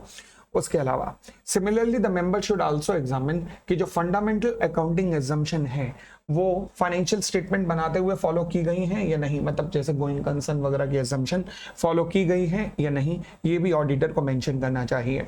अगर मान लीजिए कोई नॉन कंप्लायंस होता है किसी एंटरप्राइज के द्वारा जो कि कंपनीज एक्ट में कवर नहीं होती, एंड जहां पर रेलेवेंट स्टैट्यूट भी कोई नहीं है, फॉर एग्जांपल प्रोप्राइटरशिप, तो फिर क्या होगा ऑडिटर को करना क्या चाहिए, अगर प्रोप्राइटरशिप वगैरह की बात करूं, अगर उनका टैक्स ऑडिट वगैरह हो रहा है तो फिर क्या करना चाहिए, the member should make adequate disclosure, हाँ जी डिस्क्लोजर कर दो ऑडिट रिपोर्ट में, और बेशक उसे ऑडिट क्वालिफिकेशन का नाम मत दो, मगर डिस्क्लोजर जरूर करो कि अंदर इस बंदे ने टीडीएस में गड़बड़ की है, टैक्स की पेमेंट में गड़बड़ की है, जो भी हो।